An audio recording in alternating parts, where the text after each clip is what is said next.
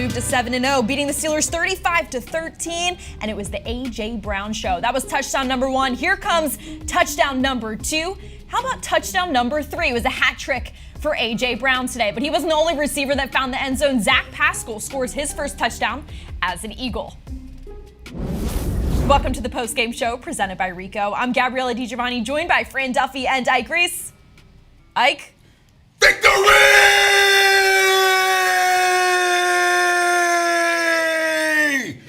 Woo! I wasn't sure how much juice you were going to have coming off the bye week, but no rust whatsoever. Mid-season form from Ike Reese. Eagles weren't rusty. You weren't rusty. I'm telling you, I didn't realize the team was going to look this good either coming off the bye week, man. This was a blast to watch this team play today. I mean, the offense, ball through the air. A.J. Brown, outstanding game from him. But Jalen Hurts today, my goodness, career high, 4 touchdown passes. He just looked flawless out there today. Yeah, and then the defense, 1 for 12 on third down. You have 3 sacks, a couple more turnovers. This defense continuing a high level of play here against the Pittsburgh Steelers. But this is what you want to see from a team like the Eagles. On paper, they should win this game. Yes. There's no question about that. But to be able to do that through all 4 quarters, Fran, you and I talked about this in the postgame show. Can they put together a performance in all 4 quarters? And I think they did that today. Yeah, and you're so right. When you're going up against an inferior opponent like the Pittsburgh Steelers, sometimes it's human nature to let your guard down and think it's going to be a casual day for you. But I like what the Eagles did, man. They came out, they delivered the first punch, and they didn't let their foot up off the gas all day until they got that final touchdown and they put the backups in there. This is what you want to see from a football team that's undefeated. I think it's been their most dominant performance of the season. When you think about start to finish, you think about playing a young team or with a young quarterback like the Pittsburgh Steelers, you don't want this team to hang around and think that they can win this game. You want to put your foot on their throat and basically choke them out. And that's what they did. That's what dominant football teams do, and that's what the Eagles did today. Yeah, and Ella, I think you hit the nail on the head. This was a 4-quarter game. That's one of the things that was the only complaint that you heard about this team was all the difference between the first half and the second half. What happens with the offense on the first drive of the second half? They come out incompletion on first down, and then 4 straight plays of 10-plus yards that leads to a touchdown. And then defensively, 2 turnovers in the second half. You let up 3 points on the scoreboard. Just an outstanding job on both sides of the football. Really good complementary football from this team, but a really strong way to finish after the fast start. All right, Eagles fans, we're going to head over to Lincoln Financial Field where Dave Spadaro joins us live from the field. Dave, welcome in. The Eagles are 7-0. Off the top, what are your big takeaways from today's game? You know, Ella, great energy from this football team today. We wondered how they would come off the bye week, wondered about the 60-minute game, as you guys talked about, and they showed right away. As Jalen Hurts said during the week, you'll remember, Ella, that he talked about elevating that intensity, that focus, that urgency, and they did that today. I thought Jalen was really great throwing the football down the field, and that is something that you'd heard in the past.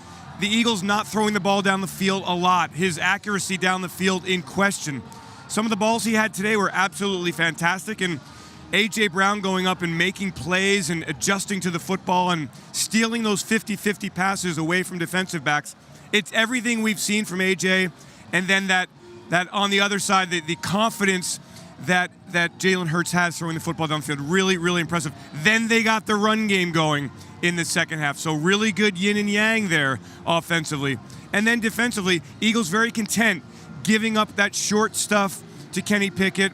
But when the time came to put the pressure on to take the football away, they did it. It was just a really impressive performance. And again, a 60-minute game, as Fran said, something that the Eagles had been talking about all year. We finally saw it today. Eagles scored a touchdown in every quarter this afternoon, Dave. What does that say about the productivity from the offensive side of the football? Yeah, great consistency. It's what they've been looking for. And, you know, not coming out slow, putting up points on the first drive, still just coming at the Steelers in a variety of ways, getting Zach Pascal involved. I just really like what Zach brings to the game. So getting him involved, keeping him going, really important there. Dallas Goedert, another very quiet but 6 catches. Eagles spreading the football around, doing a great job. Devontae Smith, some nice catch and runs. Again, if this team can put together 4 quarters like they did today, I don't care who the opposition is, really, really tough team to beat. The objective for this defense was limiting explosive plays going into this afternoon. What can you say about their performance? Yeah, I thought again, the Claypool, Pickens. I think he did not have a catch, and at least till the very end. I mean, last I looked, he had 0 catches. So really good job by James Bradbury and company working on him down the field. Good job on Deontay Johnson and his speed. Claypool, same thing. I mean, the Eagles, we talked about it before the game. Do not give up the big play, which they didn't do. They did a very nice job containing Pittsburgh, keeping everything in front of them, and then being able to have those 2 takeaways, huge, keeps the streak alive here. 16 takeaways in 7 games is remarkable, and then a lot of pressure on Pickett and some sacks, and the defense, again, that 1 touchdown after the Eagles scored, okay, you go, geez, I want to see a perfect game. Other than that, it was pretty much a perfect game from the Eagles defense. Dave, what was that crowd like? 7-0, the Eagles were dominant all game. Yeah, I mean, I'll tell you, the Eagles, I think the crowd might be a little partied out from the weekend, and they're sitting here, and they're sitting here, they had a good time in the morning. I think everybody kind of expected the Eagles to take care of business today against the Pittsburgh Steelers. The few times they had to get loud, 3rd downs, they did. But otherwise, I think the fans sat back, understood what they were watching, and that was a domination by the Philadelphia Eagles over the Pittsburgh Steelers. And they sat back in this beautiful October day and enjoyed every bit of it. Late night baseball games, going to be a late night on Thursday. Long week ahead for Philly fans. and a great weekend. Everybody's really enjoying all the positive vibes. And I think the players are feeding off that too. It's a great sports environment in Philadelphia. Great, Dave. Thank you so much. All right, that was your Eagles insider, Dave Spadaro. But Eagles fans, while you're tuning in, be sure to write in the Facebook comments any questions you have for Ike in our Ask Ike segment. You can type them in the Facebook comments. We'll air them on the show. All right, listening to some things that Dave had to say, I thought it was interesting when he said Eagles fans are kind of sitting back and enjoying this. It is something to enjoy and a moment to just be very present for. But when you get into the weeds of what we saw today, and you think about, I mean, he said George Pickens had 0 receptions today. Week in and week out, we see this defense completely shut down very productive wide receivers. Yeah. I mean, we've said it before. This is the best secondary in football, and I'm actually a little surprised they weren't able to come up with a few more interceptions off Kenny Pickett. But he kept the ball out of harm's way for the most part, kept everything underneath. The times he did throw the ball down the field, it certainly was in harm's way, and they finally got one with C.J. Gardner-Johnson picking him off late. But you don't want to take for granted what this defense is doing, but it's almost expected, right? It's almost expected. That's the level and the standard that they've set by the way that they played so far this year. And you look at the schedule and you say to yourself, what quarterback is going to be able to throw the ball against this defense? I just don't see it when you look at how the defensive line plays up front and they play complementary football on the back end. There's no one to throw the ball to. I mean, it just isn't. I just don't think that you can have any issues with the defensive performance in this game. The only touchdown allowed in this game came on that 4th and 1 trick play off the jet sweep throw from Chase Claypool, and that happened after a penalty on the field goal, right? So you have a long drive at the end of the beginning of the 3rd quarter, 14 plays, you're up 18 points, so you go 14 plays, that ends in a field goal. That drive, by the way, extended by the fake punt. So when you look at all the points that Pittsburgh was able to score, some fluky plays involved in there. I thought this defense was really, really impressive. 1 for 12 on 3rd down. The only 3rd down conversion, a QB sneak from Kenny Pickett on 3rd and 1. That was all the way back in the 1st quarter. So this defense absolutely showed up in a big way today against the Steelers. 6 sacks for the Eagles defense, 2 of those coming from Javon Hargrave against his former team. What can we say about the pressure we're seeing from this Eagles defensive front? I just mentioned the complementary defense, right? So they're able to get to Kenny Pickett with no problem because he has nowhere to go with the football. Right. You know, sometimes they do a great job getting off the ball, beating the one-on-one blocks. But there were times today where he had to hold the ball back there. And it was great to see Javon Hargrave have some success against his old team. I thought the play where he got the strip fumble there really put out the last little ditch of hope that Pittsburgh had of getting back into this game.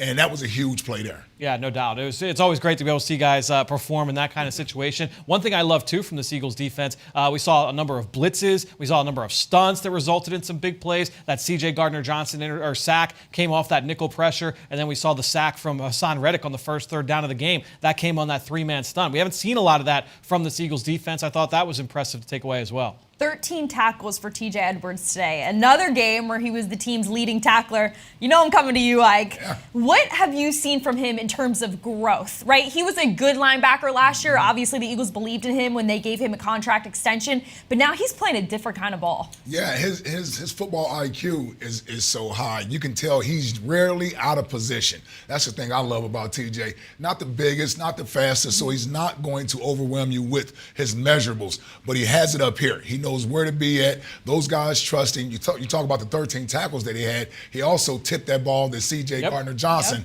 was able to pick off. TJ to me, he's obviously an overachiever. You're talking about a guy who was undrafted. He's played different positions coming out of Wisconsin. Man, he's just a hard worker. That's why I love his story. I love his journey to the NFL and what he's become on this football team. Really one of the leaders over there on defense. Even though they have all the big money players around him, TJ's the guy in the middle that they all look to. Yeah, led the team in pass breakups today. He had a couple, so leading the team in tackles and pass breakups. I've always been a fan of TJ Edwards, and I think that his play shows up so well in this scheme. When you're going to play with lighter boxes, you need your guys in the front seven that are playing close to the line of scrimmage to be able to play through contact, defeat blocks. You can't just be 1-for-1 up there when you've got 6 guys in the box. And I think you see that time and time again from TJ Edwards. His ability to be a ball magnet and just get to the football time and time again shows up every single week. All right, Ike, we have an Ask Ike question. Let's see what we have. Can I get one more victory from you? Come on, you got to perform for the people, Ike. Man. Wow. Victory!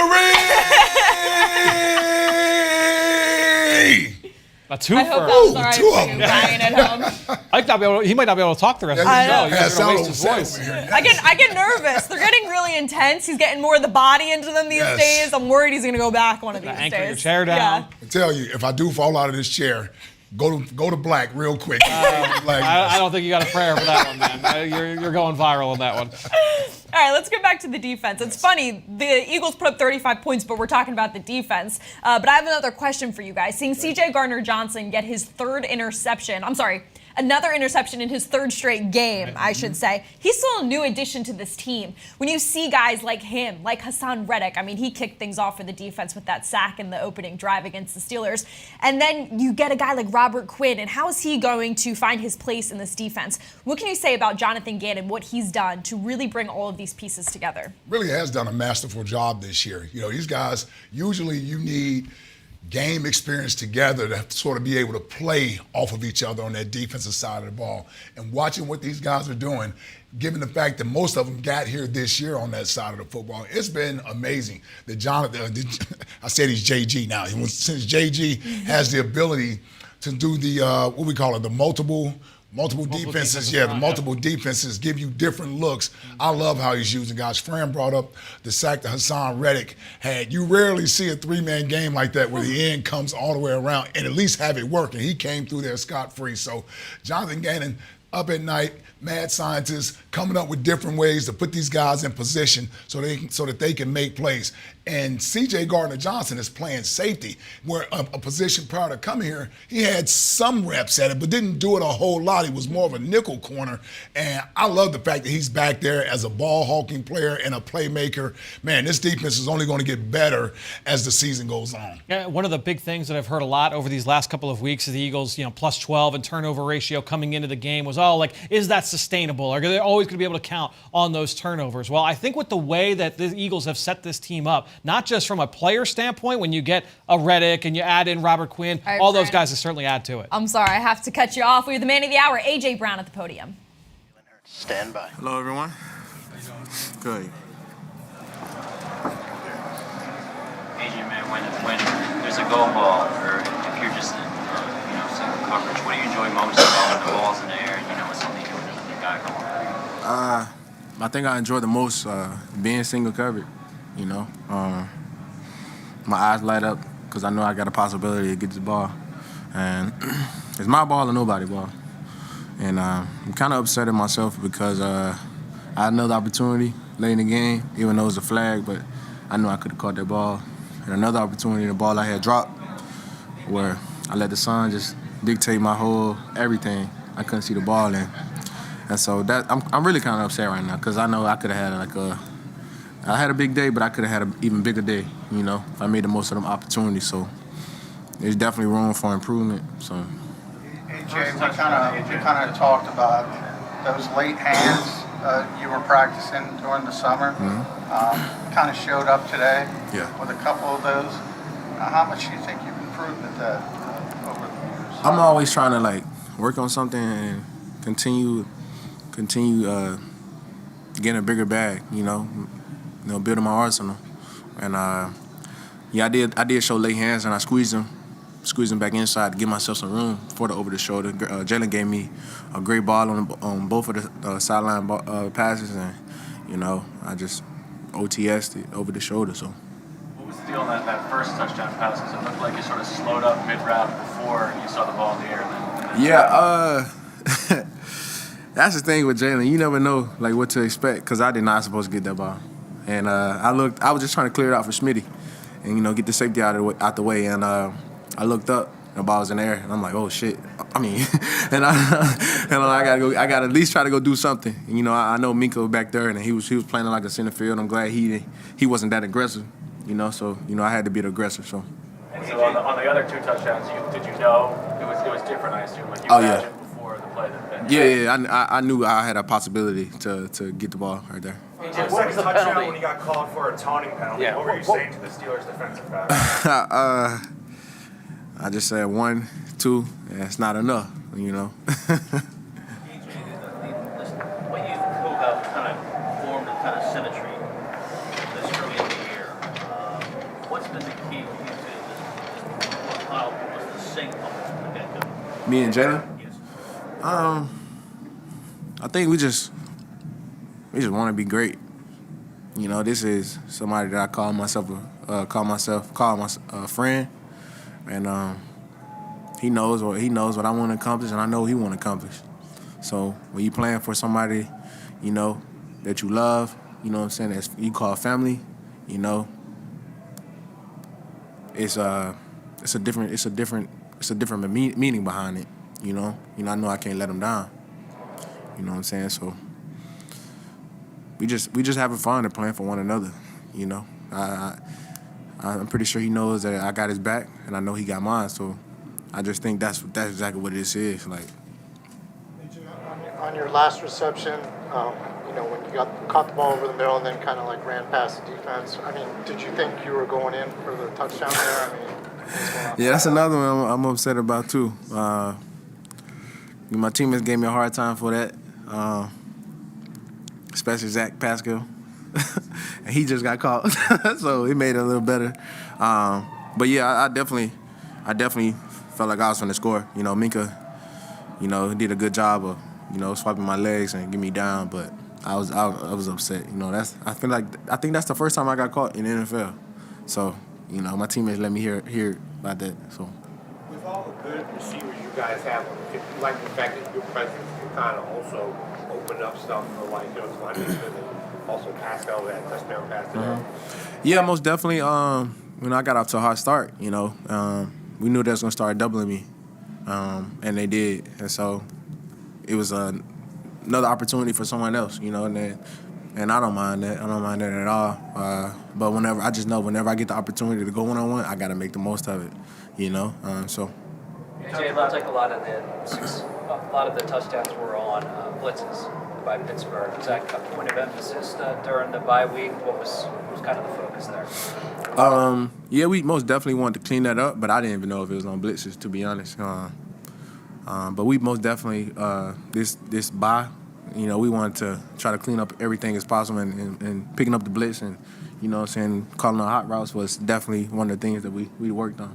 You talked about how a player at your level, you're still trying to add, you know, stuff to your bag and improve. For a team that is 7-0, how do you guys, as a group, avoid sort of a letdown? Just remaining humble. We wasn't perfect out there. The score may say something, but we wasn't perfect, and we know we got stuff to clean up. You know, like I said a couple weeks ago, this team is hungry. You know what I'm saying? Most importantly, humble. But we know it's a lot of work to be done, man. We still have not played like a complete game, and I promise you, everybody in this room gonna know when we play a complete game. You know what I'm saying? Because we believe in each other, and once we do that, the whole world will know that. AJ, not a lot of drivers enjoy this one. Playing again in 4 days. What's your feeling on playing? 4 days? Yeah. Let's do it again, you know. Quick turnaround, you know. Got to do what's necessary, get your body prepared, and we're starting that now in the locker room, you know, doing stuff that we have to do to get our bodies ready for Thursday, you know. So. Jalen has a lot of critics on, people who say things about his arm. What do you think? 4 passing touchdowns today. I don't want to answer that question because he won't answer that question, you know, because he doesn't care about that, you know. But. Phrase it just, you kind of talked about your coach earlier, but what do you know about his swagger right now? I'm going to answer from a friend standpoint. I'm most definitely, you know what I'm saying, I want him to accomplish everything, you know, he set out to achieve. You know, from a player standpoint, you know, he hasn't done nothing yet. So, you know, he's still working. He's in the lab, and, you know, that's the mentality he has, too. So. AJ, when you have a game, the offense has been geared about different people all year at different times during the season. When you have a game like this one, how many catches you have or how many yards, what's it feel like? We having a game like this one? Yeah. It's fine. It's fine. We, as you saw, we was out there doing celebrations and everything, and it's fine. It's fine, man. It's nothing like it. You know, I could say, like, you know, not to throw, you know, bad blood on anyone, but, like, this most time, like, we are having fun. This whole offense, this team, like, we're enjoying each other. Kelsey on the sideline with the Batman mask, like guys, we thinking about stuff to do and we doing it. You know. It's so fun. I just can't. I don't know. I don't got the words for it. Like, we just enjoying each other and playing ball, and doing what we love. So. Thank you. Thanks, guys. Thanks. AJ Brown said they're just having some fun. We're going to keep having fun on this show right here. So Eagles fans, get your comments in on the Facebook comments. Ask Ike any question you have, and we'll get them answered right here on the show. Very interesting. He had a 3-touchdown day, and he says upset with his performance. I had a big day, but it could have been bigger. That's a true competitor right there, but also speaking from a veteran and understanding, you know, that there's always more you can strive for. Yeah, and you love the fact that his standards are high. He expects more from himself. And receivers, they only get so many opportunities in the game, right? So he had a couple chances there where he feels like he could have had an even bigger day. And that's just the caliber of player that he is. He expects those things out of himself, and I love it. I mean, he reminds me a lot of Jalen. You can tell these guys are very good friends. They're around each other. They have sort of the same mentality. We've heard Jalen after games this year. Obviously, they've won every game, but Jalen not necessarily be happy with whether it was his performance or the team's overall performance, saying that the standard is high and we hadn't met the standard yet. So it'll be interesting to hear Jalen's comments today, because I think they met the standard today. Today, I believe, was their most dominant performance. Well, you know that they're always going to hang on those plays that could have been something else. And that's the thing, is that when you have a guy like Jalen who is leading the offense and that's the tone that he sets, like that's the, when we talk about on-field standard, that's the off-field standard that Jalen Hurts sets. And all those guys, they have to match it behind him. And so hearing A.J. Brown kind of follow that has been fun to watch. Well, another guy who's having some fun today, Jason Kelce.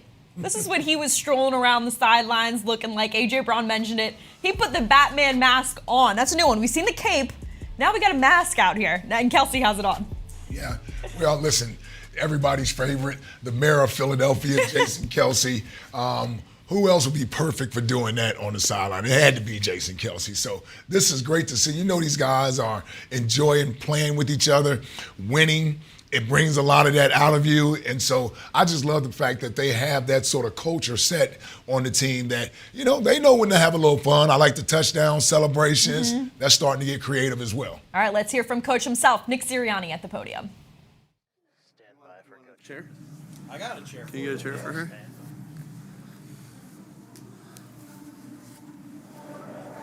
Here you go, Taylor. Hop on. You good? All right, fire away. Nick, there seemed to be less RPO today, as we've seen earlier in the season. Was there an emphasis during the bye week to do more traditional dropbacks? No, because RPOs have been pretty good for us. RPOs, you got to think that we're looking to run the ball first on RPOs. So when we do pass, it's an extra pass that happens, but we're looking to run it first there. So, but no, we definitely worked hard in the bye week. I'm really happy with our coaches. how much time they put in and how much information we got done. Like, and it's a group effort, right? And so analytics department giving us a lot of different things, defensive coaches looking at things for the offense and vice versa. We felt like we fixed some tendencies. We were able to get a couple things off of some tendencies and create some explosive plays off some tendencies that we had. And that's what the bye week's for. It's a very, very important part of the process. Is that all right? See you guys later. You've seen games like that from A.J. Brown before. I sure have. And when I was in Indianapolis and he was having him on our defense. So, yeah, I've seen that before. Was this any different or more special? I mean, it was his biggest game yet. Yeah, that was a big time game. It was special because I was on the same sideline with him, right? And just so much credit to Howie and his staff to get that done. And because he makes us so much better. He's just doing a great job. Jalen and him had an instant connection on the field. We know they had the connection off the field, and he had a big time game for us today, and it was good to see that. AJ mentioned on his first touchdown he wasn't the primary read. What was that play supposed to look like? First touchdown, gosh. We had a couple different things going on there. We felt like Minkah was a little low on the play, and Jalen took advantage of that. And so there was whether he was the primary or not, Jalen did a good job of getting through his read and finding it for a touchdown. AJ said that Jalen is still in the lab, becoming the player that he can be. How close is he to being the player that he's eventually? I think that's been asked to me before, and what I've answered with that is that we don't know. Jalen's just the type of guy that's going to continue to get better because the type of person he is, the type of football IQ he has, the type of football character he has, the toughness that he has, how much he loves football, right? And he's just going to keep extending. I was always taught those are the types of guys that reach their ceiling. And I don't know if we know what his ceiling is going to be. I know this. I know he's getting better every day, and he's committed to that. And that's a good thing for the rest of your team when your best players and your captain's getting better every day. You're especially fired up on obviously you're fired up a lot, but especially so on the Zach Pascal touchdown there, that fake screen to Goddard. What did you see there? I love Zach Pascal. Zach Pascal, for the 5 years or the 4 years I've been with him, has always done the dirty work, always. And it's great when you can reward a guy that does the dirty work who might not have the stats, but that it's awesome to be able to reward him for that. And that's what happens sometimes when a guy's doing dirty work. Everyone's focused on the other guys when he's doing the dirty work that he ends up wide open for touchdown. So, Zach doing all those little things, all the little things that are important to a football team, that's sweet, right? And I love to see that because I love the guy. You're around a guy for that long and not have a good relationship with him. And I'm so glad he's here. I knew he could do all the dirty work we wanted him to do, and man, that was sweet. I think even to this day, my son, and maybe not you, but that's one of his favorite players is Zach Pascal, because I think what happens is just the same thing that happened when I would go home and hear my dad talk about the guys that he loved on his football team or his track team. My son's heard, he's a little too young. Taylor's a little too young, but they've heard me say so many things good about Zach Pascal. It's just one of his favorite guys out there. So, it was awesome to get him, to reward him for all the hard work that he's done. Even with all these wins, everyone seems to be emphasizing that you haven't played a complete game yet. What would a complete game look like in your eyes? I thought we had a good first and second half today. I do. That's a good. I think that's a good. Don't make him. I think that's a good football team. I know that's a extremely well-coached football team. I can't say enough good things. Hey, Taylor, stop that. Okay, don't do that anymore. You're gonna have to leave. Okay. I can't say enough good things about Coach Tomlin. I mean, his resume speaks for himself. That's a really good team, and I think we played a pretty complete game, and we needed to today to be able to close that out. We really wanted to emphasize how we start the second half. We have had some second half woes. And we really traced it back to how we started second halves, and it was good to be able to go down and execute today to start things off, to set the tone that we needed to play a complete game. And I thought we did that. I thought we did a good job of that today.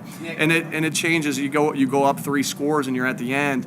of course you're going to take some air out of that and not be quite as aggressive and run the clock. And so I thought today was one of our most complete games that we've had all year. Nick, was there something you guys did during the bye week in terms of something you found about the team that you thought showed itself today? Yeah, there was a lot. I really do. Like I'm not going to give you all the answers, but I think we did a lot, and the players went out and executed.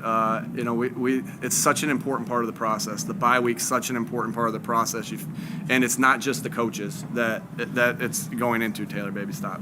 Okay, it's not just the coaches. It's the entire building, right? It's the analytics department. It's the strength and conditioning staff of how we're going to finish better in the second half. That we had our ideas of how we wanted to start the second half better, but the strength and conditioning staff and the training staff and the doctors also had I'm not smart enough to say the word how the body works there going into the second half, and we'll do anything we can to make this team better. And just a credit, obviously all the credit goes to the guys, but it's just so many parts of this organization. Mr. Lurie is the head of this organization, and he is always, he supports us in everything and in all departments. And then you see something like that after a bye week and all the hands on deck. That's why it's the greatest team game, because it's not just the coaches and players, it's the front office, it's the analytics department, it's the equipment staff with Greg, all right, it's Dom and the security, right, it's everybody, it's Ted and his strength and conditioning staff, it's Tom, all right, and the training staff, and I'm Pat Dolan and the video staff. We ask Pat Dolan for everything, and how many different things can you give us in cut-ups, and so. Can't say enough good things about the organization. As far as Jalen's development, what does it say about where he is as a quarterback that he can have this type of game with only rushing the ball twice? You laughing at something? It says a lot. I mean, because you want to be able to win many different ways, and he went out there and he executed, baby, don't. All right, he executed today, in the air, and threw some great deep balls and read the defense well, and he just continues to develop. In one of the meetings this week, you had mentioned a couple 6-0 teams, 7-1, whatever, coming out against teams that weren't doing as well and kind of laid an egg. What does it show you about your team that they came off the bye in that type of situation? And we got great leaders, right, John? We got great leaders that are making sure. I don't know who wrote it earlier today, but I got a thing on my update on my phone. It was like Robert Quinn. Fletch went right up to him and said, "Hey, we practice hard here." And Robert Quinn said, "That's all I needed to hear." How awesome is that? Right, the best teams that I've been around practice hard, and they picked up the process of what we've done each and every week, and they just picked it up. They got their rest, but then they came back ready to go, and that doesn't happen unless you have great people on your team and you have great leadership on your team. We're gonna go Chris and then John. Yeah. When you have a guy like an A.J. Brown, number one, the quarterback has that. How much does it, number one, help the quarterback, but what does it also do for the rest of the receivers for them to get open and whatnot, especially like when that Zach pass was touchdown pass? How much does that help? Well, when you have AJ, when you have Devontae, when you have Dallas, like all the attention was on Dallas on that play on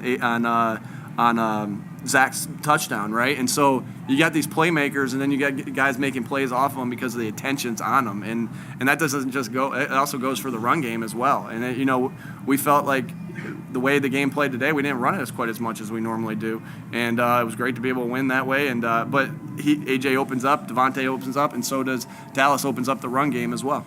John, Nick, you mentioned Jalen's development. I'm just wondering what you've seen from him in that department from the playoff game when things didn't go well to now when you guys are just cruising, how he's handled that development, and also especially the pressure that I would imagine goes with playing that position in this city. Yeah, Jalen is ultra focused, and he's focused on the process and how he gets better every day, and he's not focused on what his next contract might be, or what we're going to do in 3 weeks, or what the outcome of this season is, or anything like that. All he's focused on is day by day, and he's a leader of our team. That's huge, right? Because then everybody falls with that, and so it's as if he had grown up in a football household, and he knows what to do. He knows how to handle the waves of a season, because there are waves of a season, but it's important that we don't ride those waves, right? And I know you guys got a job, a really hard job that you got to fill, and you got a whole week 4 days today, of when we play next. So there's got to be a lot of stories, so there can be a lot of riding of the wave, but Jalen doesn't allow himself to do that. And I'm done answering your question. Did I answer that? And I just wanted to say, like, unbelievable. I've been to stadiums where Steeler fans take over, but no way did I think that would ever happen in Philadelphia. And I barely saw any of. I barely saw any of those terrible towels. I didn't see any of those. Our fans came out and supported us. It was unbelievable. But my mom's cousin, I'm not even claiming them, and they didn't sit in our sections. They just live in Philly, and they grew up in Pittsburgh. You guys saw something. My parents grew up in Pittsburgh and everything like that. And my mom's cousin, she's like, hey, they want to say hello to you before the game. I'm like, well, they know they can't wear Steelers stuff and come on the sideline. She's like, well, we're not giving them on the sideline. And they were wearing Steelers gear. So the cute Christmas cards with this one and my other son, they will not be receiving one of those cute Christmas cards this week. But so much of a shout out to our fans of coming out, not giving, like, just, that's Philly. This is Philly. This is what makes Philly one of the best sports town in America. It's freaking awesome, right? We've taken over stadiums in Arizona. They took over a stadium in Washington. And then, like, when a team that, like Pittsburgh, that travels well, no traveling here because none of our people gave up tickets. And then my mom's cousin, I'm not claiming it, they won't get a Christmas card. Hey, Coach, we got one special guest. Nia here. Hi, Nia. Is with us today. She's one of our flag football league participants. She had a question for you. Yeah, Nia. So with the quick turnaround for next week being Thursday playing the Texans, what do you hope to emphasize with the team this week? Well, it's all about recovery, and those guys are in there right now because we just have such an unbelievable training staff, strength staff, the trainers and the doctors. They're in there getting massages right now, eating the right thing. So it's that quick turnaround is, what are we going to do to make sure that our bodies are ready to go? Coaches have a short turnaround as well. We got to make sure that we, get the plan together for our guys that on a short week and that our guys can go out and execute. So great question. Thanks, Nia. Thanks, Coach. All right, guys. We're out. It's a family affair, but except for Aunt Susie in Pittsburgh, it's not a good day for her, huh? No. He's very Philly now. You don't ride with him, you're done, right? Yes, either you're all in or you're all out. Yes. As we know from Lane Johnson with Cowboy fan relatives, that does not fly here. Love it. Well, he was asked a little bit about Jalen Hurts, and we know Jalen Hurts in the way that he described him is he doesn't ride the waves. He doesn't get anywhere down the road. He doesn't look anywhere past what he's doing right now in this moment. But you have to kind of look back and look at where he's come up until this point. And today he surpassed Carson Wentz and Donovan McNabb for the longest active win streak. He's at 10 straight regular season games now as a starter, which is very impressive.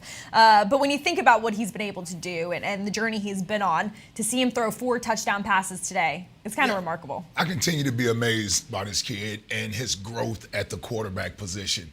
Almost night and day from what you saw last year and even the short period he played in his rookie season. He looks like a polished NFL quarterback right there right now. He's confident. He knows where he wants to go with the ball. I watch him on those deep throws to AJ, the second touchdown and the third touchdown. When he gets to that back foot, he lets the ball go. He knows exactly where he wants to go with it. He sees that man-to-man coverage out there, and he says, that safety is not going to be able to get over there in time. That's Minkah Fitzpatrick back there. Yeah, that's arguably one of the best safeties in the game today. So to be able to get those throws over the top with number 39 hanging back there, that's just let you know where Jalen Hurts is at. I don't know if he attempts those throws last year because I know he's mindful of not putting the ball in harm's way. But when you watch those touchdown passes, that looks like a quarterback to me that has all the confidence in his arm, in his ability, and more importantly, in the guy that he's throwing the ball to, giving him an opportunity to make a play. Those weren't easy throws. The over-the-shoulder, tight window. I mean, that was good coverage that they had on A.J. Brown. It was just a better throw. Just browsing through just some of my notes real quick. 4 of those touchdowns that he threw today, right? He threw 4 passing touchdowns. 3 of those touchdowns came on plays after there was a negative or no gain the previous play. So when Nick Sirianni talks about he's not a guy that rides the wave, he's not going to be like this. Off the field, yeah, absolutely true. On the field, that's the same way with Jalen. Look, it was not always pretty. It was a really good stat line today. Not all of those passes were beautiful. Not all, some of those sacks were tough sacks to take, but Jalen Hurts is unflappable. He fights through adversity so well, continues to be one of the most impressive traits about what he brings to this team. Well, his tight end just talked to reporters in the locker room. Here's what he had to say about Jalen Hurts' development. No, I had faith in him all along.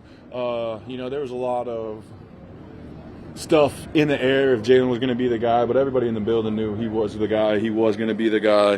That was never a question in any of our minds. And, throwing with him all offseason, he was slinging that thing, zipping it, and then you start camp and he starts making checks, making reads, throws on time, goes through his progression, hits the open guy. It's fun to see. It's fun to play with when you got a quarterback that can do it like he has been. Why wasn't it a question? Now, Jalen Hurts also threw to Dallas Goedert 6 times today. Earlier, Sirianni said, you might not have seen him scoring touchdowns today, but he is such an impact player on this offense. He was still making plays, and he's such a big reason as to why this offense rolls. I think it's like 2 straight games where you don't realize that Dallas Goedert had a pretty good game out there on the field. Obviously, AJ is catching the touchdown passes, but Dallas being able to extend drives, key third down catches, and I still love to see him with the ball in his hand after he catches the ball because you rarely bring him down with one defender. He's a strong runner, he's a smart runner, and the fact that he's a huge target for Jalen, that gives him all the confidence to be able to put that ball anywhere and Dallas will come up with it. Yeah, Ellie, you mentioned he was targeted 6 times. He caught all 6 of those targets, and not all of them were like easy little screen passes either. A couple of them were intermediate, like those sail routes along the sideline. You saw the one-hander behind him on the shallow cross. So Dallas Goedert continuing to make some of those really impressive, tough catches at all areas of the field. If you told me when 2021 ended that this Eagles team would only rush for 23 yards in the first half, I would not believe you. Because last year, that was their bread and butter. They were just running the ball down their throats. 23 yards on the ground in the first half. They ended the day with over 100. But the way that they're able to adjust, it was tough to get the ball going in the first half, but they also didn't need to because they were so successful in throwing the ball down the field. I just think it's so interesting to see the leap that this offense has made from last year to this year. Yeah, they're not a one-dimensional offense, and they can throw the ball. If you want to load the box to try to stop the run, then they're going to throw the ball on the outside when there's one-on-one coverage there. And then if you want to play a too-high safety to keep the ball from going over your head, that's a light box, they're going to run the football. And that's what they did when they came out at halftime. They realized Pittsburgh said, okay, we got to start giving a little help over the top to some of these guys. And Miles Sanders was able to break off some big runs there. What did that do? That opened up the play-action pass for the offense. So I'm not concerned about the running game. Sometimes you think, okay, did we forget that we can run the football? But then you have to realize, no, this is what the defense is dictating that we do. And they threw the ball with so much success, it forced Pittsburgh to come out of that defense they were in, and then we were able to run the ball in the second half. Yeah, only 31 snaps in the first half from this Eagles offense. And Ella, we talked about it on the kickoff show. The secondary for Pittsburgh, they've been banged up throughout the year. I thought that they were really good at the catch point, but they gave up a lot of separation, and we saw that in this game. They gave up a bunch of explosive plays coming in. Well, they gave up a bunch of explosive plays going out here in Week 8. We have another question for Ike. Let's see what the fans have to say in our Ask Ike segment. More victory calls. How do you think Robert Quinn will fit into this defensive scheme moving forward? He came close to a few sacks in the fourth quarter. I think Robert Quinn is going to fit in here very nicely. We're talking about a guy that has over 100 sacks in his career. He can roll out of bed and rush the passer. It's just about getting familiar with the defensive schemes, what's his responsibility in those schemes, and then accepting his role. He understands he's coming to a good defense. We have a defensive line where we rotate, so he may not play as many snaps as he was playing out there in Chicago, but he's going to benefit from being fresher throughout the game, and he can rush the passer. Yeah, I wouldn't be surprised if he doesn't get his first Eagles sack this next game, because he was close on a couple of those today. Yeah, there were a number of flags in this game. A couple that could have been some offensive holding on some of those pass rushers. The Eagles could have had more than 6 sacks in this game. But Robert Quinn, he can get off the ball. We saw that first step a number of times today. 12-year vet, though. So this situation where it is a rotation may actually end up working in his favor. Give his legs a little bit of a break so he can really still play to his highest ability. I really believe it will. This guy, he had 18 and a half sacks last year. He didn't forget how to rush the passer. Yeah. And 1 year. He's playing out there in Chicago. No disrespect to Chicago, but he's probably the best guy on their defensive line. Khalil Mack isn't there anymore, so you get a lot of offenses that are going to focus their blocking schemes on him. I think he was either the second or third highest rush in to be double teamed this season. That's how much double teaming he was getting out there in Chicago. You're not going to be able to do that here because Hassan Reddick is out there, so you have to focus on where he's at. I think Robert Quinn's going to love playing in this defense because now he has playmakers all around him, and it's going to allow him to be the best that he can be. Yeah, you talk about a guy that can get the football on the ground as well, get the ball back for his offense. 7 forced fumbles a couple of years ago. All right, we have the quarterback himself, Jalen Hurts, at the podium. Stand by. 3 touchdown passes to AJ, quarter end zone, double coverage, perfect strikes each. When you're in that kind of zone, what's it like? You know, I don't know. I guess I was in the zone. I feel like I could have done more. I feel like, you know, you look at the third quarter, I think there was an opportunity to make some plays, had some negative plays there. I think 2-minute drive before halftime, took some sacks that I feel like I could have avoided. Probably could have got the ball out. And then we kind of started off hitting some low, you know, and it's a testament to the receivers we have, the protection we had all day, and you know we were unwavering, you know what I'm saying, and I think we just kind of kept focused to playing to the standard and chasing that, you know what I mean, and hell of a game by AJ, you know he making big time plays. I know he wants something back for sure, but hell of a game by him. Jalen, can you break down how much of your improvement this year is you and the work you put in to get better as a player? And how much of it is the guys around you? Are there guys around you who got better or guys you added? You know, it's hard for me to really talk about myself in that standpoint. You know, people don't see the work that's put in, not just by me individually, but by AJ, by Smitty, by Dallas Goedert, by Jason Kelsey, you know, by Miles, by Nick Sirianni, by everybody. You know, it takes work, and it's a grind. And the beautiful thing about this team is we've grinded together. We've had OTAs, we've had training camp, we've bonded. We put in so much valuable time together to chase this feeling of achievement and chase this feeling of, you know, going out there and playing at a high level. So, you know, I tell you, after every game, I feel like there's always much more out there for us to do. You know, obviously we have a short week this week, so it's a different mentality as well. But you know, it's a testament to the work we put in as a team. You know, it's no man is an island. You got to draw your strength from others. And you know, when a guy may miss a throw low, or a guy may miss a pass or miss a block or whatever, we got each other back. We got each other's back. A.J. Brown. What's it like, you know, throwing the ball up to him and, you know, having him come down with it just about every time? I have a lot of trust in AJ. Have a lot of trust in him. I think that's a lot of the reason why he's here. And you know, we've always had a great relationship, and I think it's been beautiful to see how it's unfolded throughout the year. How that, you know, personally for him and I, and also us on the field. You know, I've always had a lot of admiration for his mentality, his want to, and he's been doing great things for us. I'm proud of him as a friend and as a quarterback. Where does that mindset come from that whatever you do, you can do something more? Is that from family or just what you've learned that way? I call them formative experiences. I think I've endured a lot. I think I've been fortunate to go through things that have built character in me. They have made me a stronger individual, a stronger man, and it's allowed me to understand the importance of competition, the importance of seeing something through, and the importance of working for what you want. And I've just always prided myself on that, and that's something that I saw my dad do as a kid. I saw how he handled being a coach. I saw how he uplifted the people around him, how he was a service to the kids, the high school kids. I saw how my mom did it. I saw how everybody did it, and I was just always trying to learn from the people around me. You mentioned the work that goes into it, Jalen. When we were talking to AJ, he kind of, you know, wanted to bring up the plays he didn't make before he talked about the plays he did. You're the same way.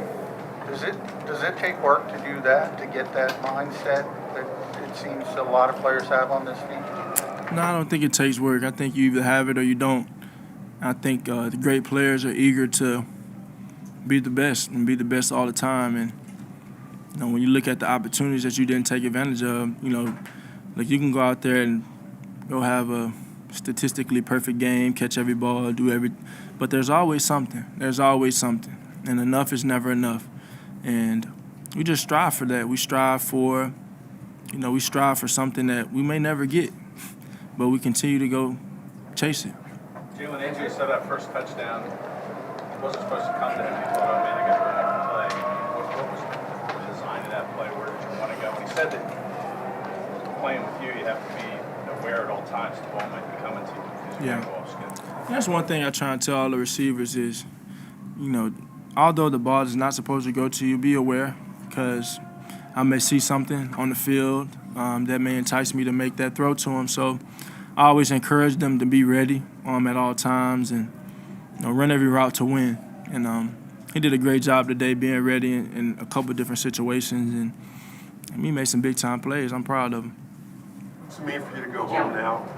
The team's 7-0. You're playing like this, and all your friends and family are going to get to see you. What is that going to be like? I think going back home and playing in Houston, it's always been a dream of mine, and I never had the opportunity to go play in Reliant as a kid, now known as NRG. I spent a lot of time in the Houston Texans facility, my godfather being on staff as a child, and I have a lot of memories at that place, so it'll be exciting. I think we've definitely transitioned fairly quickly. I know we talk about having a 24-hour rule and enjoy it for 24 hours, where we ain't got that much time having a Thursday night game. So I think the team is going to enjoy it for, I gave them like 8 o'clock tonight or so after they eat dinner or something like that. But come back tomorrow when we go to the facility and relock in and attack the opponent that's in front of us. You get to go home and spend any time? I'm not sure. It seems for 2 years when we've asked you about the passing game, you've spoken about efficiency and consistency. To have this type of performance where I think you ran the ball only twice, what does that say about your development as a passer to this point? I think it's bigger than just the overall development of one part of my game. I think it's about being able to be a threat in many different ways, and that's something that a guy like me, I have the ability to do that naturally. Being able to run, and we talk about doing that, but I like to call it a triple threat. You have to be able to kill them with your legs at times and make the throws when you need to in the passing game, and kill them with your mind and what you see and how you react. Because you get into a point where you get different looks and they try to get you, but you just want to try and be ready for all of those looks and have an answer for it. And that's the testament to the preparation, to the people I have around me, and it's just a uphill climb. That's what we always talk about. It's an uphill climb. So that's what it is. You know what I mean? And I honestly feel like there is no arrival. There is no arrival. You will never get to a point where you say, I've arrived. There is no arrival. There's only the journey. And I've embraced that journey. And I'll continue to do that and take it day by day and just try and climb. Time for two more. Was they more your arm or your mind?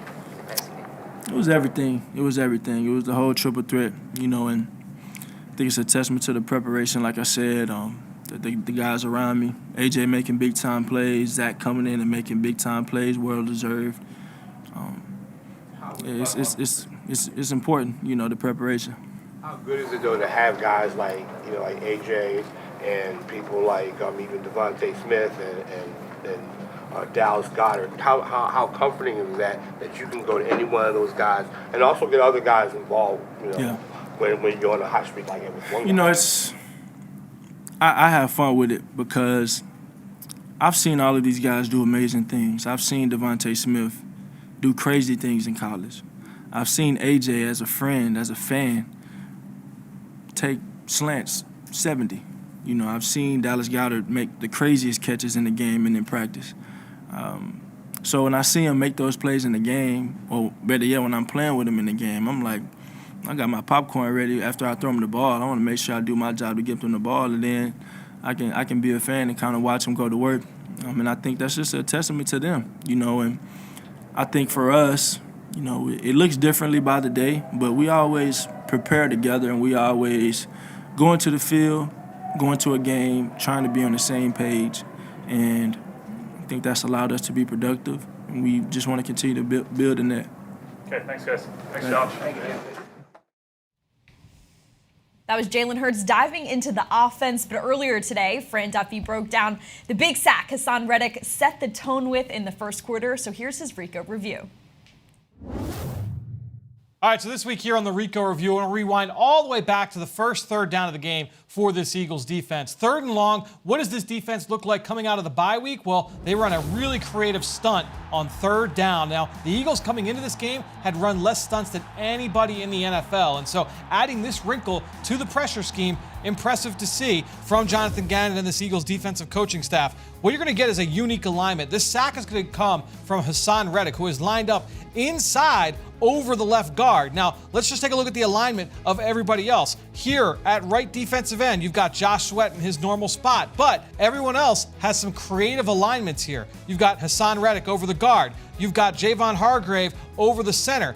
Here, you've got Brandon Graham, and all the way out of defensive end, you've got Fletcher Cox. So right now, alarm bells are going off in the heads of every single Pittsburgh Steeler involved with the protection scheme. We're going to let this run for a second, and let's just take a look at the stunt the Eagles run. This is a 3-man game, often referred to as a pirate stunt, where you've got the 2 defensive linemen inside, they're slanting, and then you're going to get the looping rush from Haason Reddick coming all the way around. When you have these 3-man stunts, that's tough to pick up as an offensive lineman. And you could tell this right guard, he has no idea that Haason Reddick is looping all the way around here, and he's going to close in on the rookie quarterback, Kenny Pickett. We can let this run, and you can really see the athleticism from Haason Reddick really put on display. He turns that corner. Josh Sweat was right there as well to combine for the sack, but a creative rush there from the Eagles defensive line. All the different alignments. You get the 3-man stunt. They get home for a sack on the first third down of the game. Now is your chance to vote for the Toyota Player of the Week. Go to PhiladelphiaEagles.com/Toyota Player of the Week to cast your vote and get a chance at a brand new Toyota. All right, 3 nominees. Here we go. Number 1, surprise, surprise, A.J. Brown. 6 receptions, 156 yards, 3 touchdowns. Look at that, yards after the catch. All right, next up, Javon Hargrave against his former team. This was his strip sack that Avonte Maddox recovered, and it later resulted in a Miles Sanders touchdown. Last but not least, Jalen Hurts. You got to give it to the quarterback. 285 passing yards and 4 touchdowns through the air. What do we think, guys? Well, we're not going defense today, that's for sure. I'm going Jalen Hurts. I mean, I know A.J. Brown had a big day, but I think Jalen Hurts, with the type of throws that he made, I was impressed. Tight windows, over the shoulder. Yeah, Jalen Hurts was almost flawless today. Yeah, 15 years since we've seen an Eagles receiver do what A.J. Brown did today with over 150 yards and 3 touchdowns. I'm going to go number 11 here. I'm going to go A.J. Brown with the big day. All right, well, get your votes in. Now, you heard Jalen Hurts. You have about till 8 p.m., and then we're turning the page. It's on to the Houston Texans. So for tonight's Jameson Nightcap, let's look ahead to Thursday night's opponent. Another night for prime time for the Eagles. They're 1-4-1 currently. They sit 4th in the AFC South. Quarterback. He's doing all right. 50% completion rate, 11 yards right now, and an interception. What do we think about Thursday, guys? Short week. Yeah. Obviously, it's an inferior opponent, and as long as the Eagles are preparing as if they're playing an undefeated team, it shouldn't be a difficult matchup for them. But on a short week and on the road, I would expect Houston to come out at least gamed and ready to play. It's really about the Eagles from this point on, right? Not playing down to anybody else's level, seeing if these teams can play to their level. They're the best in the league right now, so that's the way they need to go. I think offensively, they've got a couple of young playmakers there. Davis Mills is actually playing pretty well. I've been impressed with watching the second-year quarterback, former third-round pick out of Stanford. He is really cool and collected. He's making tough throws. He's accurate. He's got a good arm. And then Dameon Pierce, the rookie running back, is running his tail off. He is really fun to watch, really violent as a runner. Defensively, they got two more young playmakers there in Jalen Petrie, the safety, the rookie second-round pick, and Derek Stingley Jr., a top 5 pick. Both guys playmakers in that secondary that you've got to be aware of in Lovie Smith's scheme. And when you look at their schedule, it's interesting. They got to get through Thursday night, but then they'll have off for the weekend and the following weekend because they don't play until Monday night. So if they can have this quick turnaround and not let this one, get out of their sight, they have a good stretch coming up as well. Yeah, it's a good football team. Now it's just going to be whether or not they're playing to their standard every week. Sure. When you're the best team in the league, you become the team that everybody circles on their calendar. Not as if it's going to be an easy win, but they know you are the best team, so they don't want to get embarrassed. They're typically going to bring their good effort in. But the Eagles, you look at the schedule right here, man. The Eagles have a chance to run off a few more W's. I mean, they really do. Yeah, and look, when you look at the injuries at some of the teams coming up on the schedule here, but again, it's going to go back on what Nick Sirianni, Jalen Hurts, the rest of this team has preached, and that it's 17 one-game schedules. It'll be big for this team moving forward. All right, well, that'll do it for us here on the Postgame Show. Big night Thursday night, okay? I know we got the Phillies coming up. Can the Phillies beat Houston? Can the Eagles beat Houston? It's a big week for Philly sports fans, but I'll do it for us, myself, Fran Duffy, and Ike Reese. Thank you so much for tuning in to the Postgame Show, and go Birds.